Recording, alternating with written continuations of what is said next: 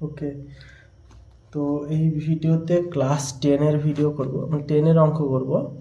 10-এর আমাদের আয়তঘন চ্যাপ্টার চলছিল, কোষে দেখি 4 আয়তঘন চ্যাপ্টার চলছিল, যেটার মধ্যে 24-এ দাগ পর্যন্ত করেছিলাম, লাস্ট 25-এ দাগ সংক্ষিপ্ত তুমি লাস্টের অঙ্কগুলো বাকি আছে। তো আজকে এটা লাস্ট ভিডিও হবে আশা করি।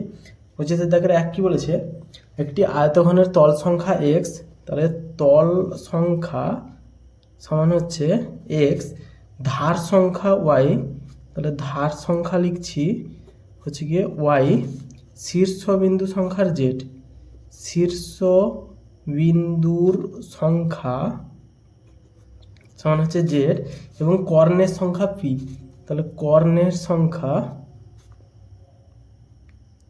সমান পি।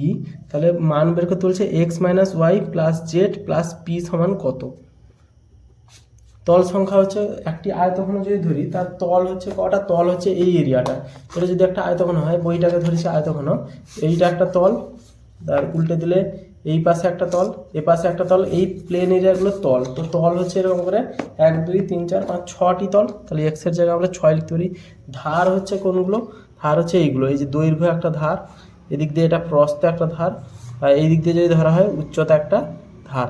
এরকম করে ধার হচ্ছে কটা, 1 2 3 4 5 6 7 8 9 10 11 12টি। শীর্ষবিন্দু হচ্ছে প্রত্যেকটা বিন্দু, এই কর্নার এই কোণটা শীর্ষবিন্দু, তাহলে শীর্ষবিন্দু সেরকমভাবে 1 2 3 4 5 6 7 8টি, তাহলে জেড সমান 8। কর্ণ হচ্ছে 4টি, কর্ণের সংখ্যা এক কোণ থেকে এপাশের ওপরের দিক থেকে এক কোণ বিপরীত দিকে নিচের দিকে, বিপরীত দিকে নিচেরটা ধরা হবে। তো মান বসিয়ে দিব, এক্স এর মান 6 বিযুক্ত 12 যুক্ত 8 যুক্ত 4 সমান সবকটাকে যোগ করলে 6 আর 14 4 18 মাইনাস 12 সমান 6, তাহলে উত্তর হচ্ছে 6। নেক্সট 25-এ থেকে 2 কি বলেছে, দুটি আয়তঘনের মাত্রাগুলির দৈর্ঘ্য যথাক্রমে 4 6 4 আর একটা দিয়েছে এইটা। মাত্রা হচ্ছে একটা আয়তঘনের মাত্রা হচ্ছে 3টা, দৈর্ঘ্য একটা মাত্রা, প্রস্থকে একটা মাত্রা বলে, উচ্চতাকে একটা মাত্রা বলে, এই জন্য 3টে মাত্রা বলে আয়তঘন হচ্ছে ত্রিমাত্রিক ছবি। আয়তক্ষেত্র যদি বলা হয়, দৈর্ঘ্য এটা, প্রস্থ এটা, তো দৈর্ঘ্য আর প্রস্থ, দৈর্ঘ্য এই দুটো হচ্ছে দৈর্ঘ্য, এই একটা ঠিক চিহ্নগুলো হচ্ছে প্রস্থ। তো দৈর্ঘ্য আছে প্রস্থ আছে, তাই জন্য এটাকে বলে দ্বিমাত্রিক, অর্থাৎ মাত্রা দুটি। আয়তঘনের ক্ষেত্রে মাত্রা 3টি হয়, দৈর্ঘ্য প্রস্থ, সঙ্গে এর সাথে ওপরের দিকে উঠছে এরকম উচ্চতা যোগ হয়ে যাচ্ছে। তো 3টি মাত্রা দিয়েছে, দৈর্ঘ্য প্রস্থ উচ্চতা এত, আরেকটা দিয়েছে দৈর্ঘ্য প্রস্থ উচ্চতা এত। যদি আয়তঘন দুটির ঘনফল সমান হয়, ঘনফল অর্থাৎ আয়তন যদি সমান হয়, আয়তন যদি ধরা হয়, কোনটাকে আয়তনের নিয়ম বের করছি, দৈর্ঘ্য গুণিত প্রস্থ গুণিত উচ্চতা, তাহলে শর্তানুসারে লিখতে পারি 8 2h minus 1 into 2, 8 into 2h minus 1 into 2 সমান 4 into 6 into 4, এত সাথে এত গুণ করলে 4 into 6 into 4 হচ্ছে, বা 2h minus 1 সমান হচ্ছে 4 into 6 into 4 by 8 into 2। তো 8 into 2টা এবার নিয়ে চলে এলাম, আগে কাটাকুটি করতে সুবিধা হবে, তাই 4 4 4 2 8 2 4 2 করতে 2 কাটছে, তাহলে উত্তর হলো 6। 2h minus 1 6, আমাদের h এর মান চেয়েছে, h এর মানটা এই পাশে বের করছি, বা 2h minus 1 সমান 6, বা h সমান 6 plus 1, বা h সমান 7/2, তাহলে 3.5 হচ্ছে h এর মান, h এর মান হচ্ছে 7.2। নেক্সট করছি কত দাগে, 3 দাগে, নেক্সট করছি আমরা 3 দাগের অঙ্কটা। 3 দাগের অঙ্কটা কি বলেছে, 25-3, একটি ঘনকের প্রত্যেকটি ধারের দৈর্ঘ্য 50% বৃদ্ধি হলো, ইম্পর্টেন্ট আছে দেখাচ্ছে, একটি ঘনকের প্রত্যেকটি ধারের দৈর্ঘ্য 50% বৃদ্ধি হলো, ঘনকটি সমগ্র তলের ক্ষেত্রফল কত পার্সেন্ট বৃদ্ধি পাবে। তাহলে মনে করি ঘনকটির ধারের দৈর্ঘ্য এ, মনে করি ঘনকটির প্রত্যেকটি ধারের দৈর্ঘ্য সমান এ একক, এ একক, তাহলে এই একক ধারের দৈর্ঘ্য 50% বৃদ্ধি হলে সমগ্র তলের ক্ষেত্রফল কতটা বৃদ্ধি পাবে।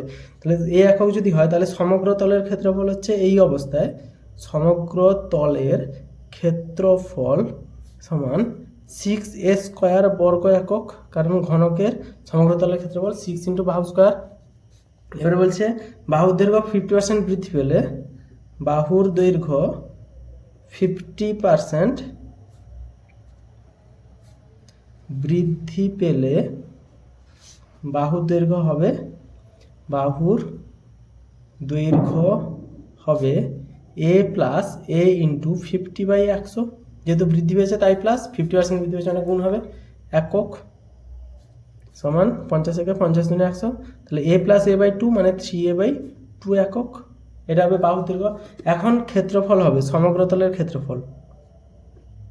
সমগ্র তলের ক্ষেত্রফল হবে এটার 6a², তাহলে 6 × 3a/2 এর হোল স্কোয়ার বর্গ একক,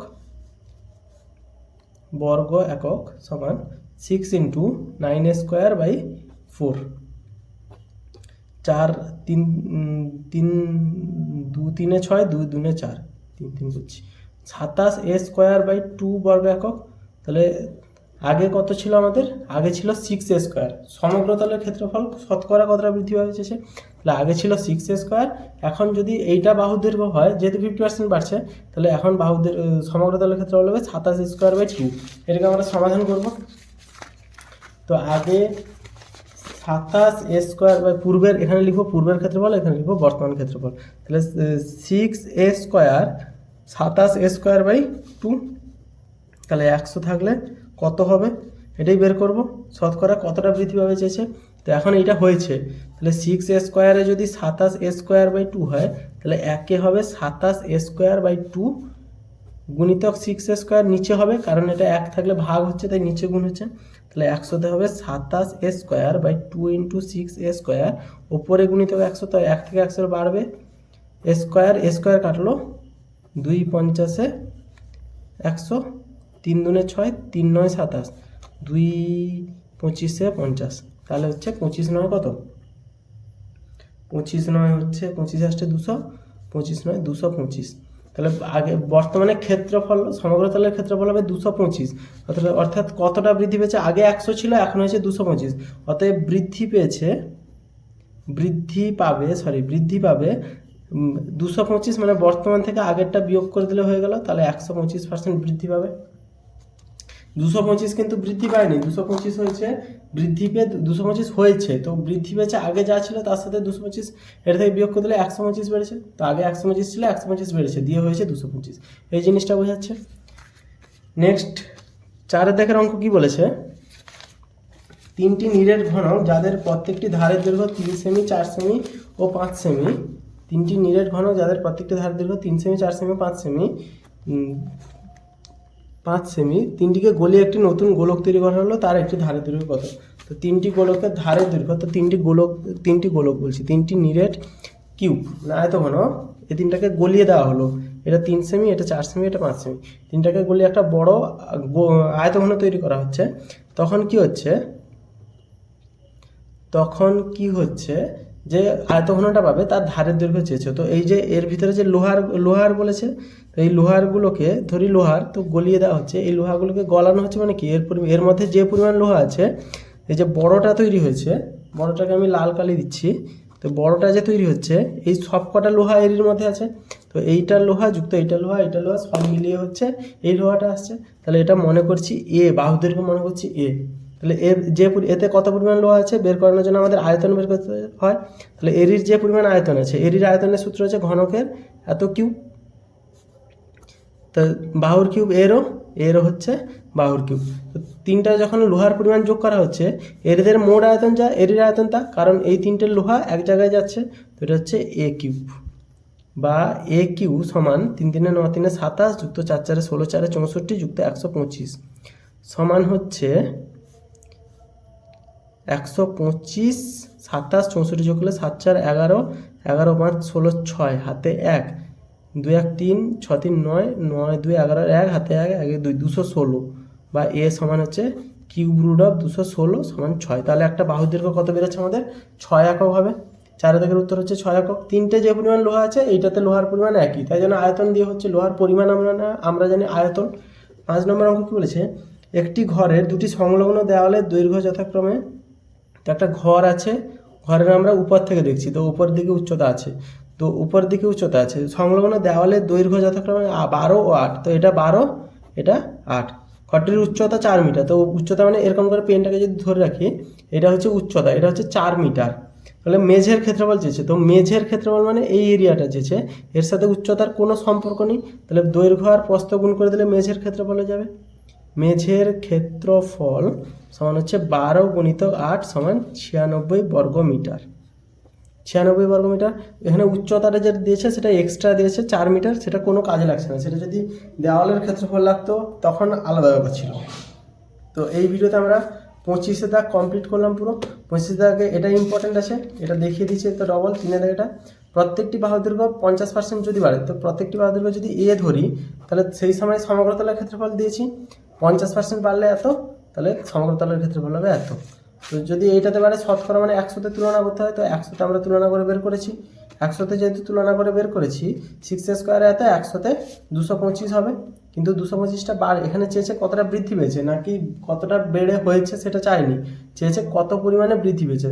তো বৃদ্ধি যতটা পেয়েছে বিয়োগ করলেই হয়ে গেল, পুরোনোটা আগেরটা থেকে বর্তমানেটা থেকে আগেরটা বিয়োগ করলেই হলো। এটা সহজ আছে। এটাও একটা আসতে পারে, এটাও ইম্পর্টেন্ট আছে। নেক্সট ভিডিওতে আমরা অনুপাত সমানুপাত করব।